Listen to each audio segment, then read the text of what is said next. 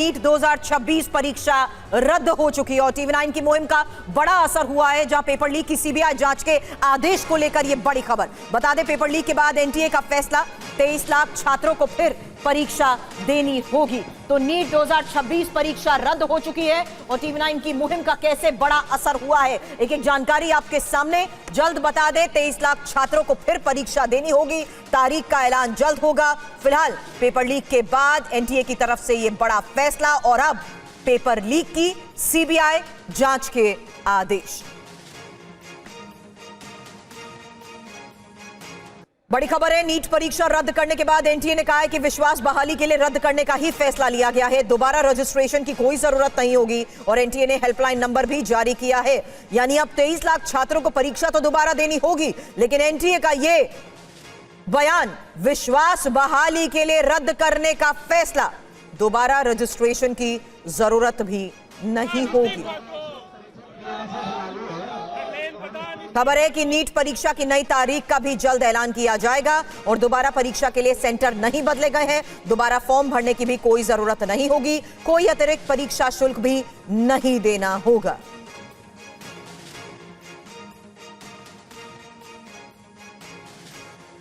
अब बड़ी खबर यह है कि एनटीए को राजस्थान से पेपर लीक का इनपुट मिला है और गैस पेपर के जरिए पेपर लीक का इनपुट मिला था। राजस्थान का सीकर पेपर लीक का सेंटर था। केरल के छात्र के जरिए पेपर पहुंचने का शक है। हालांकि सीकर से गैस पेपर राजस्थान के शहरों तक पहुंचा। अब मामले की जांच को लेकर बड़े खुलासे हो रहे हैं, जिसमें एक सबसे बड़ी खबर आपको बता दें, साफ है कि गैस पेपर के जरिए पेपर लीक का इनपुट मिला था और बड़ी खबर यह कि एनटीए को राजस्थान से पेपर लीक का इनपुट मिला है। बड़ी खबर यह कि राजस्थान का सीकर पेपर लीक का सेंटर था और केरल के छात्र के जरिए ही पेपर पहुंचने का शक।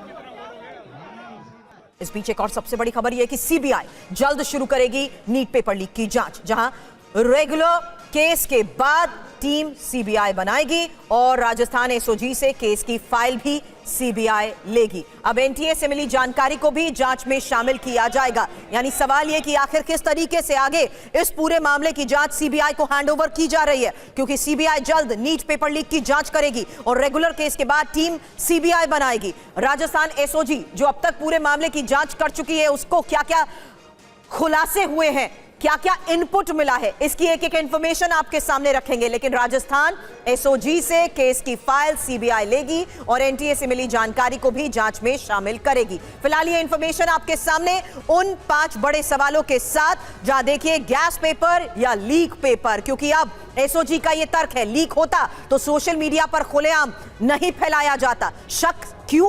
क्योंकि गैस पेपर में 60% सटीक सवाल संयोग नहीं हो सकता है। एक और सबसे बड़ी बात, और ये उस गंभीरता को देखते हुए आपके सामने फैक्ट्स रख रहे हैं, जहां नीट पेपर लीक मामले में जांच तो जारी है, लेकिन कुछ सवाल हैं जो इस पूरे मामले को और गंभीर बनाते हैं। परीक्षा के बाद शिकायत दर्ज कराना संदिग्ध, पीजी संचालक की शिकायत चालाकी है या ईमानदारी, इसको लेकर सवाल, क्योंकि लीक का शक था तो परीक्षा से पहले क्यों नहीं बताया गया, ये बड़े सवाल हैं इसमें। वहीं क्या एनटीए के भीतर लीक कांड का कोई जिम्मेदार है, क्योंकि जिम्मेदारी किसकी है, ये एक बहुत बड़ा सवाल है, क्योंकि परीक्षा केंद्र की चोरी नहीं, सोर्स लेवल ब्रीच है।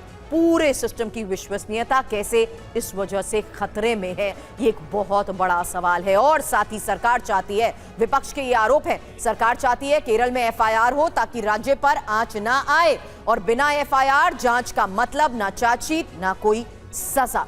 अब बड़े सवाल यही है, जहां देखिए किस तरीके से सिर्फ राउंड अप और एफआईआर क्यों नहीं हुई, इसको लेकर भी एक सबसे बड़ा सवाल। इस पूरे मामले की जांच किस तरीके से सीबीआई को हैंडओवर होते हुए आगे बढ़ेगी, इस पर और जानकारी के साथ सवाल हमारे सहयोगी जितेंद्र से। कुमार कुंदन, जो कि इस पूरे एजुकेशन सिस्टम को देखते हुए किसकी जिम्मेदारी तय होती है, एनटीए किस तरीके से सवालों के घेरे में आता है, कुंदन इसी को लेकर आपसे सवाल करूंगी। लेकिन उससे पहले मैं ध्वज के पास जाना चाहती हूं, क्योंकि ध्वज, जिस तरीके से अभी तक की पूरी जांच के बाद एसओजी आगे इन्वेस्टिगेशन का दायरा सीबीआई को हैंडओवर जरूर करेगी, लेकिन जो फैक्ट्स अभी तक सामने आए हैं उसको लेकर क्या क्या इंफॉर्मेशन, क्या बड़े खुलासे, किसके तार जुड़े हुए हैं, कौन कौन से राज्य इसमें शामिल है, जल्द एक क्विक अपडेट दें।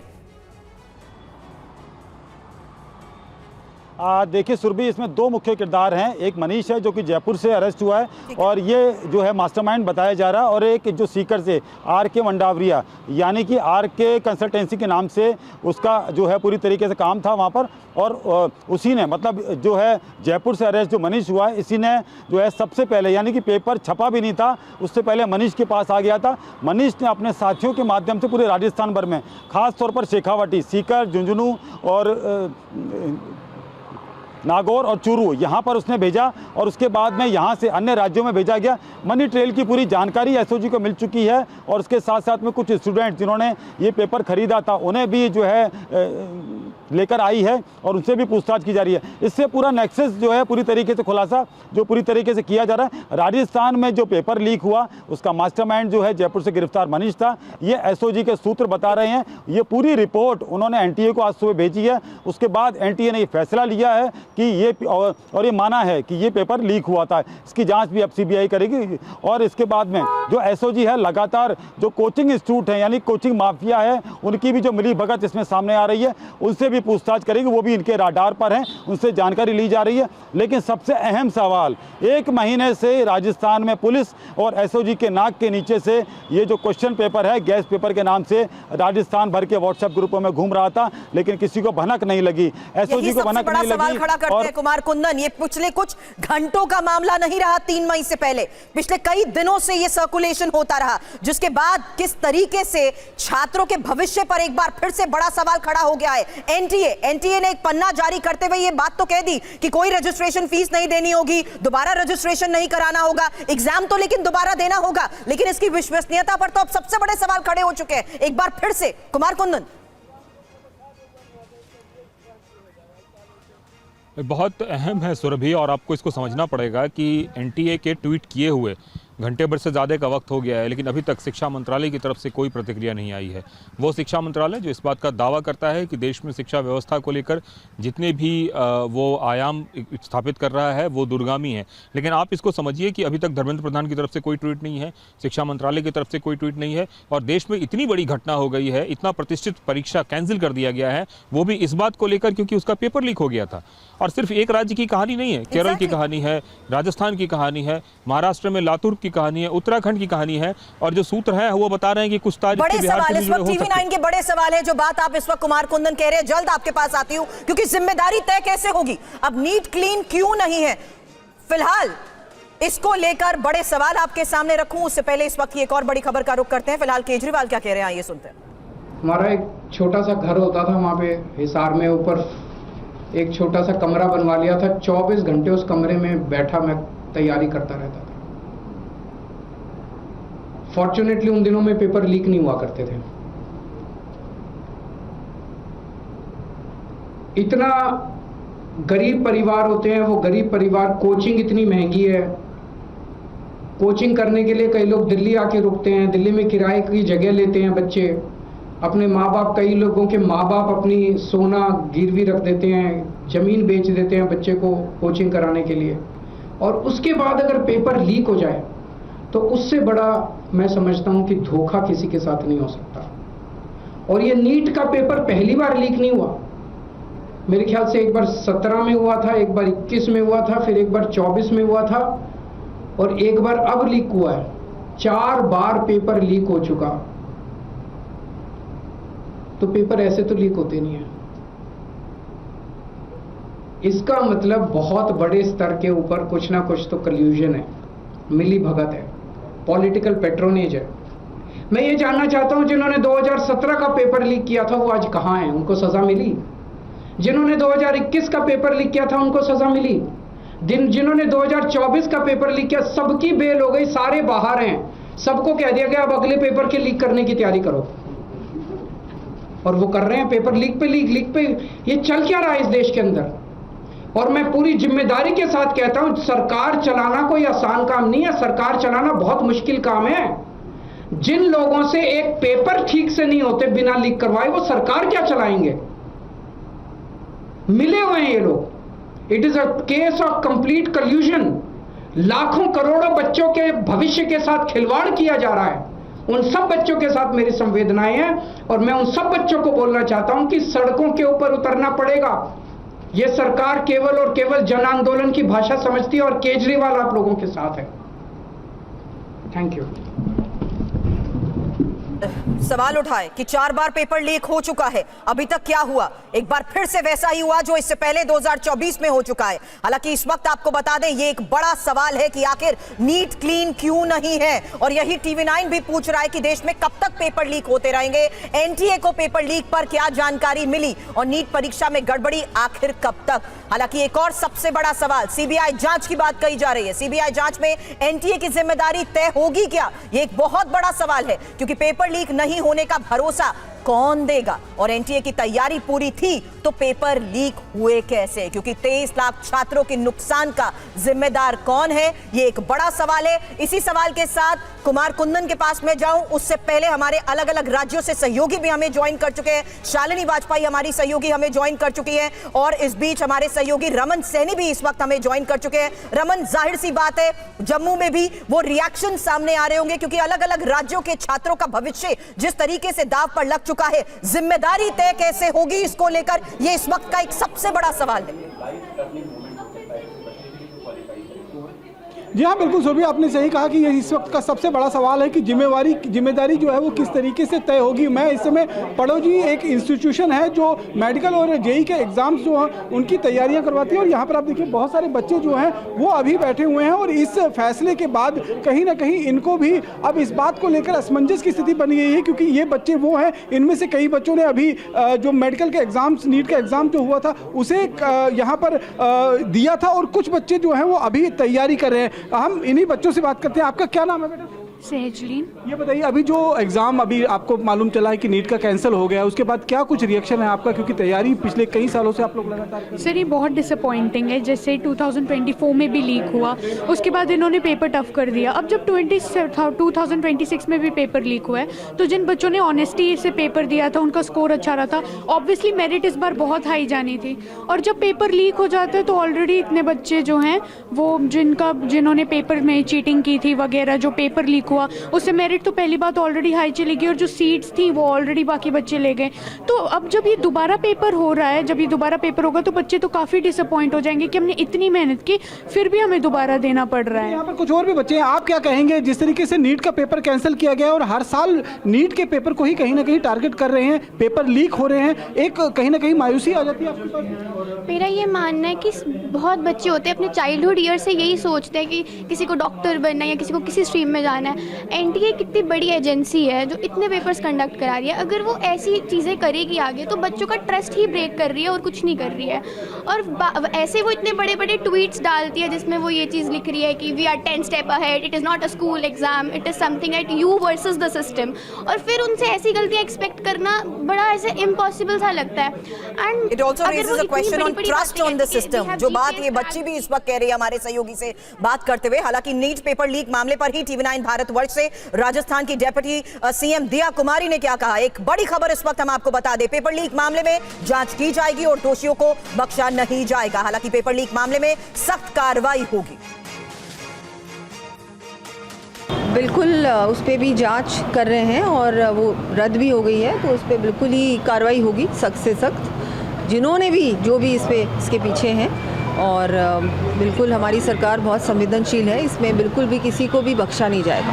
आप जो बच्चे हैं और उनके पेरेंट्स को क्या आश्वासन देना चाहेंगे? मैं पूरी तरह से आश्वासन देना चाहूँगी। हमारी सरकार इन चीज़ों पे आज तक हमारी 2.5 साल हो गए, लेकिन ऐसा कुछ हुआ नहीं।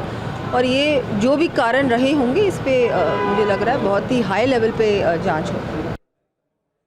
कुंदन, ये हर साल नहीं देखते हम? 2024 में भी जब बिहार से ऐसे मामले सामने आए थे, सिर्फ ये कह दिया जाता है सख्त कार्रवाई होगी, मामले की जांच का दायरा बढ़ रहा है, लेकिन जिम्मेदारी तय कैसे होगी, ये तो एक सबसे बड़ा सवाल है। नेक्सस को लेकर तो चलिए सीबीआई आगे जांच कर लेगी, पूरे सोर्स को खंगालने की कोशिश करेगी, लेकिन जिम्मेदारी कैसे तय होगी? देखिए, सबसे बड़ी बात है सुरभि, आपको याद होगा कि TV9 भारतवर्ष की टीम बिहार में संजीव मुखिया के घर से लेकर झारखंड तक का सफ़र तय की थी और अमित आनंद जैसे एक एक शख्स को ढूंढने की कोशिश की थी। संजीव मुखिया 2025 में अरेस्ट भी हुआ, और इस तरह के जो भी किंग पिंग्स हैं वो अरेस्ट होते हैं और बाद में बेल पर छूट भी जाते हैं, ये भी एक हकीकत है। अब बड़ा सवाल उठता है कि पिछली बार एनटीए के डीजी सुबोध कुमार को हटा दिया गया था, नए चेयरमैन को जो प्रदीप कुमार को जो लाया गया, उनके ऊपर भी अच्छा खासा एक अनुभव है। वो यूपीएससी के जो एग्ज़ाम कंडक्टिंग बॉडी के उसके जो है मेंबर रह चुके हैं। इतना कुछ होने के बावजूद भी सिस्टम प्रूफ नहीं हो रहा है। फुल प्रूफ अगर नहीं हो रहा है तो इसकी जिम्मेदारी तो लेनी पड़ेगी। और सबसे बड़ी बात है कि सरकार के ऊपर निश्चित रूप से जिम्मेदारी और सबसे बड़ा शाख की बात है। और इन सब के बीच झूलता हुआ वह बच्चा जो मेडिकल का एग्जामिनेशन दे रहा है, वह तो एग्जाम दे के निश्चिंत हो गया है और वो अभी OMR शीट आने वाली थी सुरभि इसकी, अगले 1 से 2 दिनों में उम्मीद की जा रही थी कि OMR शीट आएगी, जिससे स्टूडेंट को यह पता चल पाएगा कि उसने कितना एग्जाम का पेपर सॉल्व किया और कितने मार्क्स आएंगे, और उस आधार पे वो अपने मेडिकल कॉलेज के ख्वाब तक देख रहा था। अब सोचिए कि ज़रा दोबारा से उसे सब कुछ तैयार करना पड़ेगा। क्या पता दोबारा एग्जाम में उसका मेंटल स्टेटस क्या होगा, क्या पता उसकी जो तैयारियां हैं वो तो ईमानदार पहल की है। कुंदन, सवाल तो उस विश्वास पर भी है ना, जहां इससे पहले भी पेपर लीक के मामलों के बाद भले ही आपने 7 सदस्यीय कमेटी गठित कर दी, खबरें आई कि कैसे उन्होंने 101 सिफारिशें दी हैं, ऐसी सिफारिशें दी हैं कि केंद्र और राज्य को मिलकर इसकी रिस्पॉन्सिबिलिटी लेनी चाहिए, एग्जाम ऐसे कंडक्ट होना चाहिए जैसे इलेक्शन होता है, जैसे वोटिंग होती है। लेकिन बावजूद उसके वो विश्वास तो नहीं कायम हो पाएगा ना। आप एक्शन ले लेंगे, आप किसी ग्रुप को पकड़ लेंगे, किसी को पकड़ लेंगे, वो वापस टूट जाएगा, जिस बात का भी आपने जिक्र किया कुमार। सुरभि, उत्तर से दक्षिण तक पेपर लीक हो चुका था। आप समझिए, केरल से मामला सामने आया, उत्तराखंड से मामला सामने आया, तो एक तरीके से 2500 किलोमीटर का सफर तय कर चुका था वो इतने कम समय में, और एनटीए को इस बात की भनक भी नहीं लगी। अगर केरल से उत्तराखंड पेपर गया तो दिल्ली होके ही गया एक तरीके से। इसके अलावा महाराष्ट्र में लातूर में भी इसके मामले सामने आए हैं, राजस्थान में भी मामले सामने आए हैं, और जो गिरफ्तारी हुई है उसके बाद से बताया जा रहा है कि इसका कोई बिहार कनेक्शन भी है। तो जब देश के 5 राज्यों में यह पूरी तरीके से फैल चुका था, लेकिन एनटीए वालों के हाथ में यह खबर नहीं लगी। अब सवाल ये उठता है कि एनटीए कर क्या रही थी? क्या वो इस बात का इंतजार कर रही थी कि कहीं कुछ नहीं होगा, सब कुछ ठीक हो जाएगा और उसके बाद आराम से निकल जाया जाएगा? अभी तो दूसरा सेट क्वेश्चन का ओपन ही नहीं हुआ है। दूसरा सेट क्वेश्चन का ओपन होगा तब पता चलेगा कि गेस्ट पेपर के बचे हुए सवाल कहीं दूसरे सेट के तो नहीं थे। ये भी तो हो सकता है। अभी जितने सवाल सुरभि निकल के सामने आए हैं वो गेस्ट पेपर के 120 सवाल जो सामने आ रहे हैं वो सेट 1 में है। सेट 2 में हो सके रस्टअप तो सवाल हो। तो ये कई सारी चीजें ऐसे हैं जो शाख नहीं, एक तो तरीके से कह सकते हैं कि लोगों का गुस्सा इसको लेकर 7वें आसमान पर उठ रहा है कि पिछली बार की गलतियों से सबक नहीं लेते हुए, सिर्फ कागजी कार्रवाई करते हुए और जवानी जंग जीतते हुए कि हम ये कर देंगे वो कर देंगे, और उसके बाद नतीजा सिफर। 1-2 नहीं बल्कि 23 लाख छात्रों के भविष्य का सवाल, और वो छात्र जो आगे निकलकर डॉक्टर बनते हैं और पूरी दुनिया में देश का नाम रोशन करते हैं। जरा सोचिए उनके क्रेडिबिलिटी पे क्या होगा। कल की तारीख में लोग यही बोलेंगे कि आपके यहाँ से डॉक्टर जो है वो पेपर लीक वाले मामले के डॉक्टर निकलकर सामने आते हैं। छात्रों के बारे में सोचिए सुरभि, अभी दोबारा एग्जाम होगा, कम से कम इस पूरे प्रोसेस में 1 से 1.5 महीने का लेट होगा। सेशन 1 से 1.5-2 महीने का लेट होगा। उसका जिम्मेवार कौन? छात्रों को कम समय में अधिक पढ़ाई पढ़नी पड़ेगी, उसके ऊपर एक अधिक लोड आएगा और फिर तमाम तरह की चीजें। मैं एक पूरे मामले पे मैं फिर जो इन्फॉर्मेशन अभी तक आपने दी है उसी आधार पर एक इन्फॉर्मेशन देना चाह रही हूं, क्योंकि नीट पेपर लीक पर जो नए पर्दाफाश हुए हैं, हालांकि पेपर प्रिंटिंग से पहले ही लीक हो चुका था, और जयपुर का मनीष पेपर लीक का मास्टरमाइंड, जिसका जिक्र थोड़ी देर पहले हमारे सहयोगी ध्वज आर्या ने भी किया, मनीष और उसके लोगों ने ही क्वेश्चन बैंक बनाया था। सीकर बना कथित पेपर लीक का मुख्य केंद्र। एक और बड़ी बात, सीकर का राकेश मंडावरिया मुख्य किरदार है। पीजी संचालक राकेश ने ही शिकायत की, और राकेश को अप्रैल में पेपर मिला था। 3 मई को यह पेपर होना था, इसलिए ये कोट एंड कोट दोबारा करते हुए बता रही हूं कि राकेश को अप्रैल में यह पेपर मिला था और केरल में रह रहे चुरू के युवक ने इसे लीक किया। झुंझुनू नागौर भी कथित लीक पेपर पहुंचा। देहरादून के एक संदिग्ध से पूछताछ भी हो रही है। कुछ और राज्यों में कनेक्शन होने का भी शक है। ये पूरी जानकारी जो अभी आपके सामने दी है, ये एसओजी की तरफ से जानकारी मिल चुकी है, लेकिन आगे जांच का दायरा बढ़ेगा और जांच करेगी सीबीआई।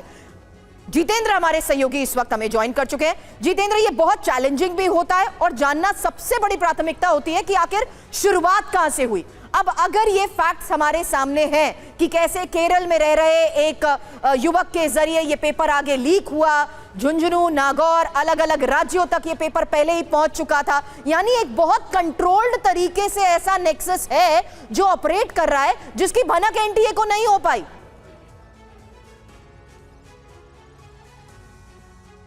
जी बिल्कुल, देखिए कहीं ना कहीं एक पूरा नेक्सस था और अभी नहीं बल्कि कई महीनों से इसकी तैयारी शुरू कर दी गई थी। बाकायदा जिस तरीके से चीज़ें सामने आई, 13 लोगों की जो गिरफ्तारी हुई अलग अलग राज्य से, वो कहीं ना कहीं इसी तरफ इशारा करती है। आपको याद होगा जिस वक्त हजारीबाग से सीबीआई ने इस पूरे जो साल 2025 में पेपर लीक कांड था, जब उसकी परतें खुली थी, तो उस दौरान भी कई राज्यों तक जाँच फैली थी, कई राज्यों तक लिंक गए थे। तो ऐसे में अब कहीं ना कहीं सीबीआई जब मामले की तफ्तीश शुरू करेगी तो सबसे पहले जानने की कोशिश की जाएगी कि आखिरकार पेपर सबसे पहले कहां से लीक हुआ, गैस पेपर कहां पर तैयार हुआ, किन किन ग्रुप्स में वो शेयर किया गया। तो ये वो तमाम चीज़ें होंगी जो जानने की कोशिश की जाएंगी। और इसके अलावा मैं एक चीज़ आपको यहाँ पर दिखाना चाहूँगा। देखिए एक व्हाट्सएप ग्रुप है यहाँ पर जो इस वक्त हमारे पास मौजूद है, जिसका नाम है ये लीक माफिया करके। और ये देखिए इस व्हाट्सएप ग्रुप के अंदर देखिए किस तरीके से यहाँ पर तमाम जो पेपर थे, जो गैस पेपर थे, 125 के करीब क्वेश्चन थे बायोलॉजी और केमिस्ट्री से जुड़े हुए, वो इस ग्रुप के अंदर शेयर किए गए थे। तो कहीं ना कहीं इस ग्रुप की तफ्तीश होना भी बेहद अहम जरूरी है। इस वक्त दे रहे थे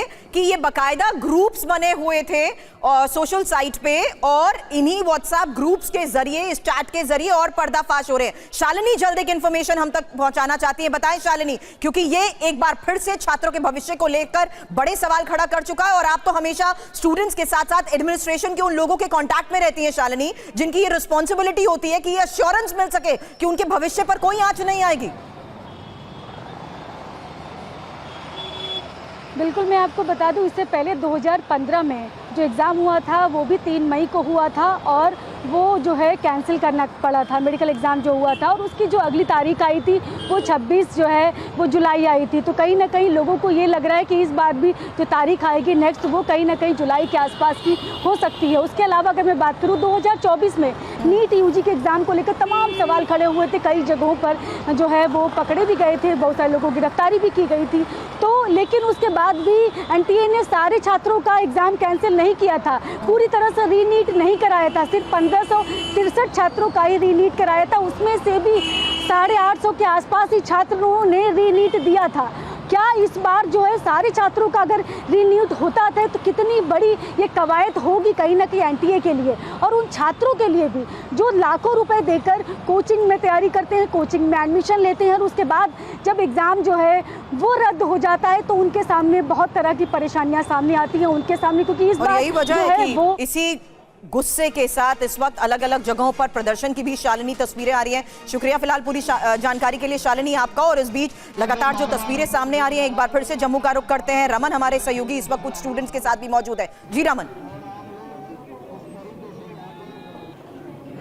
जी हाँ बिल्कुल, देखिए जिस तरीके से शालिनी भी हमें बता रही थी कि पिछले बार जब 2024 में भी नीट के एग्जाम्स कैंसिल हुए थे तो पूरी तरीके से एग्जाम को रद्द नहीं किया गया था, लेकिन इस बार एग्जाम जो है वो पूरी तरीके से रद्द हो गया। अब इसमें बच्चों का भविष्य जो है वो पूरी तरीके से अधर में लटक गया है। हम जिस इंस्टीट्यूट में हैं उसके टीचर भी हमारे साथ मौजूद हैं। सर, जिस तरीके से 2024 में भी एग्जाम्स जो हैं वो कैंसिल किए गए थे, लेकिन पूरी तरीके से नीट के पेपर्स को रद्द नहीं किया गया था। करीबन 1500 छात्रों को री एग्जाम करवाया गया था, लेकिन इस बार कंप्लीट जो है वो एग्जाम को रद्द कर दिया है। कितना असर आप देखते हैं स्टूडेंट्स की लाइफ पर पड़ेगा? देखिए, पिछली बार तो ये था कि पेपर में कुछ खामियां थी और जो मार्क्स थे वो कई सारे बच्चों के 720 में से 720 आए थे, वो मसला अलग था। आज है कि पेपर आउट हुआ है और ये नीट में आज केवल पहली बार नहीं हुआ, इससे पहले भी बहुत बार हो चुका है। एक बच्चा जो 2 साल 3 साल 4 साल तैयारी करके वो सोचता है कि नहीं, अपने सपने को जीने के लिए वो इतनी मेहनत कर रहा है कि मैं डॉक्टर बनूंगा, अभी वो पूरी तरीके से मेंटली रिलैक्स है। हम लोगों ने बहुत कोशिश करी, पेरेंट्स ने बहुत कोशिश करी, इनफैक्ट प्रधानमंत्री जी ने भी बड़ी कोशिश करी कि बच्चों की मेंटल हेल्थ ठीक रहे और वो ये पेपर अच्छे से दें। पर आज उन्हें पता चल रहा है कि शायद 1 डेढ़ 2 महीने के बाद उन्हें ये पेपर दोबारा देना है। नया ट्रॉमा होगा उनके, नया ट्रॉमा है, बहुत ज़्यादा है। तो मतलब बच्चों के जो बच्चे ईमानदार प्रयास कर रहे हैं और जो सिंडिकेट लगा है इन तरीकों की चीज़ों में, वो तो इनके साथ इनजस्टिस कर रहा है। सर भी यहाँ पर कुछ और भी बच्चे हमारे साथ मौजूद हैं, उनसे बात कर लेते हैं। आप बताइए, आपके लिए भी एक बड़ा ट्रॉमा है क्योंकि जिस तरीके से पूरा का पूरा नीट का पेपर कैंसिल कर दिया गया। सर, बच्चों की मेहनत 2 साल की वेस्ट जाती है और ये सिस्टम की बहुत बड़ी हार है। पिछले साल भी हुआ था 2 साल पहले, तो फिर से यही। तो कुछ और भी बच्चे हमारे साथ मौजूद हैं। ये बताइए कि क्या आप कहेंगे किस तरीके से जो ये नीट का एग्जाम कैंसिल हुआ है, कितना असर पड़ेगा आपके आने वाले फ्यूचर पर और एग्जाम जो आप देने जा रहे हैं? देखिए, 2 साल की मेहनत कोई मजाक नहीं है बच्चों की। 2 साल लगातार मेहनत करना बच्चों के लिए बहुत मुश्किल होता है और फिर दूसरे साल में जब पेपर दे, एक पेपर होता है जो कि मई में आता है और वो जाके कैंसिल हो जाए तो वो बड़ी गलत बात है। एक बारी बच्चे ने पेपर दे दिया, वो अब रिलैक्स हो चुका है कि अब ये पेपर हमें वापस नहीं देना पड़ेगा, अच्छा हो चुका है ये, बट वो वापस कैंसिल हो गया, अब 1.5-2 महीने में हमें वापस देना पड़ेगा, तो वो बहुत बहुत गलत बात ये है। आपके लिए एक नया ट्रॉमा भी रहेगा अपने जी बिल्कुल, हम हाँ जी बिल्कुल जो हमने पढ़ा है एक टाइप का ये रीस्टार्ट हो गया कि हमें वापस स्टार्टिंग से पढ़ना पड़ेगा जो हमने पढ़ा, और वो एक आधे महीने में ही कवर करना पड़ेगा। तो ये बहुत गलत बात है एनटीए की तरफ से, इतनी बड़ी एजेंसी है। यहाँ पर कुछ और टीचर भी हमारे साथ मौजूद हैं, उनसे भी बात कर लेते हैं। आप किस तरीके से देखते हैं बच्चों की मेंटल इस पर कितना असर पड़ेगा, इस जो ये निर्णय हुआ है? सर देखिए, नीट का एग्ज़ाम एक ऐसा एग्ज़ाम है जो बच्चे 2 साल से तैयारी करते हैं और ये एग्ज़ाम बहुत कुछ उनसे ले जाता है, उनका बचपन, उनके शौक़, उनके इंटरेस्ट, उनकी हॉबीज़, और वो सिर्फ उस 2 साल तपस्या करते हैं अपने किसी एक ड्रीम कॉलेज को पाने के लिए, और बहुत मेहनत से बच्चे उस एक लक्ष्य को पाने के लिए मेहनत करते हैं। लेकिन जब यहाँ पर एनटीए इस तरीके से, जो भी एजेंसीज़ जो हैं इस तरीके से एग्ज़ाम कंडक्ट कराए और ऐसे अनफेयर मीन्स के तरीके से बच्चों को क्वालिफ़िकेशन का वहाँ पर भार उठाना पड़े, तो जो डिज़र्विंग कैंडिडेट्स हैं वो हमेशा सफ़र करते हैं, और ऐसा 2024 में भी हुआ है और इस साल भी हमें देखने के लिए मिला है। चेन्नई से पेपर सीकर से देहरादून और पता नहीं कितने सेंटर्स में गया होगा, और सारी जो मार है उन बच्चों को पड़ती है जो एक्चुअली और ईमानदारी से कोशिश करते हैं। एक मेंटल ट्रॉमा जो बच्चे इस वक्त झेल रहे हैं ऑल अराउंड द कंट्री, उनके लिए एक अलग ही माइंडसेट, अब दोबारा उन्हें वो रिकलेक्ट करनी है चीज़ें, दोबारा से चीज़ों को स्टार्ट करना है, जो आसान बात नहीं है। आसान बात नहीं है, और जितने भी स्टूडेंट्स जिन्होंने 2026 में नीट के एग्ज़ाम्स को दिया था, वो कहीं ना कहीं एक मेंटल स्ट्रेस से वो परे हो चुके थे, यानी कि उनका मेंटल स्ट्रेस जो है वो बहुत रिलैक्स हो गया था। लेकिन अब जिस तरीके से दोबारा से उनको एग्ज़ाम देना होगा तो निश्चित रूप में उनके लिए एक बहुत बड़ा ट्रॉमा है, और इस ट्रॉमे से डील करना भी स्टूडेंट्स और उनके पेरेंट्स के लिए एक बहुत बड़ी चुनौती होगी। यहाँ पर कुछ और स्टूडेंट भी हैं, उनसे बात कर लेते हैं। आप बताइए। स्टूडेंट्स के साथ लगातार बातचीत करते रहिए। रमन, मैं आपके पास वापस आऊंगी, लेकिन कुमार कुंदन भी हमारे साथ है। और कुंदन, सिर्फ एक हेल्पलाइन नंबर जारी करने से क्या हो जाएगा? सवाल अभी भी ये बने हुए हैं आने वाले वक्त में होने वाले एग्जाम को लेकर भी, क्योंकि जो सबसे बड़ा सवाल यही इस वक्त इस मामले में यही है कि क्वेश्चन बैंक में 60% एक्यूरेसी से क्वेश्चंस कैसे मैच कर गए। देखिए सुरभि, हेल्पलाइन जारी करके आप हेल्पलेस फील करा रहे हैं बच्चों को, तभी आप हेल्पलाइन जारी कर रहे हैं। और हेल्पलेस बच्चे भी नहीं हैं, बच्चे के अभिभावक भी हेल्पलेस हैं। और ये पूरा सिस्टम एक तरह से कह सकते हैं कि बैसाखियों पर सहारे चलता हुआ दिख रहा है। और वो भी तब जब अभी 1 साल भी पूरे नहीं हुए, आपके ऊपर इस बात का इल्ज़ाम लगा पिछले साल कि पेपर लीक हुआ है, और उस गलतियों से भी नहीं सीखते हुए, या अगर सीखे भी तो उसका कोई नतीजा सिफर रहा। अब सवाल ये उठता है कि जिस तरीके से पेपर में सवाल एक तरह से गेस हुआ, गेस पेपर में 120 सवालों का दावा किया जा रहा है कि सेट में लगा। मैं बार बार कह रहा हूं कि 2 तरह के क्वेश्चन है, क्वेश्चन सेट 1, सेट 2। क्या पता सेट 2 में भी अगर आप सुरभि जाके देखें, जो कि अभी तक सामने नहीं आया है, उसमें भी पता चला कि गेस पेपर के क्वेश्चन हो सकते हैं। और 5-5 राज्यों में पूरा का पूरा गेस पेपर रोम कर रहा है, इसके बावजूद भी एनटीए उस गेस पेपर को नहीं देख रहा है। अगर एग्जैक्टली वही सवाल एग्जाम में आ रहा है, तो एक सवाल भी आ रहा है, तो कम से कम उसको संज्ञान में तो लेना चाहिए। आपका एक सिस्टम होता है, 14 सदस्यीय टीम है, और इसमें सभी बड़े तोपची वहाँ पे हैं, और एक से एक सबका एजुकेशनल प्रोफाइल रहा है, कोई यूपीएससी से है, कोई कहीं से है, और इसके बावजूद भी दावा ये किया जाता है कि इस बार 0.1% भी नेग्लिजेंसी नहीं रहेगी। सुप्रीम कोर्ट तक ने पिछली बार, आपको याद होगा, कि सवाल खड़े किए थे। उसके बावजूद भी अगर इस तरह की घटनाएं होती है तो ये शर्मनाक है। शर्मनाक उस सिस्टम के लिए जो अपने आप में ऑटोनोमस बॉडी कहलाता है, और शर्मनाक उस पूरे सिस्टम के लिए जो इस पूरे एग्जाम को कंडक्ट करवाता है। 23 लाख बच्चे नहीं, बल्कि इसमें तकरीबन 1 करोड़ से ज्यादा लोग इन्वॉल्व हैं। एक बच्चे के साथ 4 लोग जुड़े होते हैं, उसके माँ होते हैं, उसके पिताजी होते हैं, उसका एक भाई बहन भी होता है, और एक परिवार पूरा का पूरा मेडिकल एग्जाम कंडक्ट जब होता है तो उसमें पूरा परिवार इन्वॉल्व होता है। शादियों का समय है, सब लोगों के पुराने फंक्शन पहले से तय हैं कि इतने तारीख को एग्जाम हो जाएगा, उसके बाद हम लोग शादी। क्योंकि आप एनटीए के भी कांटेक्ट में हैं, आप जाहिर सी बात है उन तक पहुंचने की कोशिश कर रहे होंगे। क्या ये मान लिया जाए कि आने वाले एग्जाम पैटर्न और क्वेश्चंस को ही देखते हुए, क्वेश्चन के जो आप सेट की बात बार बार कह रहे हैं, उनके पास इंटरनली कुछ ना कुछ इसको लेकर इनपुट है, इसीलिए पूरे एग्जाम को रद्द कर दिया गया है? निश्चित रूप से देखिए, अगर शुरुआत में देखेंगे सुरभि, आप एनटीए के पहले प्रेस रिलीज को अगर पढ़ें तो उस प्रेस रिलीज में इस बात को लेकर उन्होंने कहा है कि हम सभी आपको कुंदन रोक रही हूं क्योंकि कोचिंग संचालक को लेकर भी बात आ रही है। दिल्ली से ही हमारे सहयोगी विवेक इस वक्त मुखर्जी नगर से हमें ज्वाइन कर चुके हैं। अलग अलग कोचिंग इंस्टीट्यूट्स यहां पर भी हैं, और यहां पर भी छात्रों के मन में इस वक्त जाहिर सी बात है विवेक यही सवाल।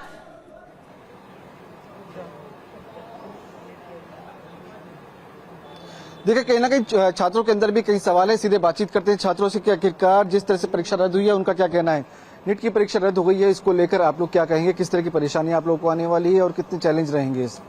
देखिए निश्चित तौर पे जिस प्रकार आए दिन इस देश में समस्याएं देखी जा रही है, एक भी एग्जाम जो है वो फ्री एंड फेयर कंडक्ट नहीं हो पा रहा है। आपने देखा होगा किस प्रकार बिहार में भी बीपीएससी जैसे एग्जाम में, एडीओ जैसे एग्जाम में, फिर इस बार नीट जैसे एग्जाम में तमाम परीक्षाएं रद्द कर दी जा रही हैं। इसमें कैसी यातनाएं झेलनी पड़ रही छात्रों को और लगातार मेंटल हैरेसमेंट, क्योंकि 12-12 घंटे 14-14 घंटे लाइब्रेरी में पढ़ना और उसके बाद परीक्षा देना, उसके बाद एग्जाम रद्द हो जाना, ये कहीं ना कहीं छात्रों के मानसिक रूप से प्रताड़ित करने का एक तरीका है और छात्र इसमें टोटली मेंटली हैरेस्ड हो जाते हैं। नई तारीखों की बात की गई कि अब नई तारीखें जो है वो आएगी, क्योंकि कहीं ना कहीं देखा गया था कि इसमें शिकायतें मिली थी कि गड़बड़ी हुई है, उसी को लेकर ये परीक्षा रद्द कर दी गई है। आपको किस तरह की परेशानी आएगी, किस तरह से देखते हैं इस रद्द होने को आप? देखिए एक्चुअली मैं तो नीट का विद्यार्थी हूं नहीं, लेकिन मेरे साथ बहुत सारे ऐसे विद्यार्थी हैं जिनको मैं जानता हूं जिन्होंने। विवेक, लगातार आप स्टूडेंट्स के साथ बातचीत करते रहे, मामले की इन्वेस्टिगेशन के बारे में जितेंद्र आगे भी आपसे अपडेट लेंगे। कुंदन, शुक्रिया फिलहाल इन तमाम फैक्ट्स को लेकर बात करने का।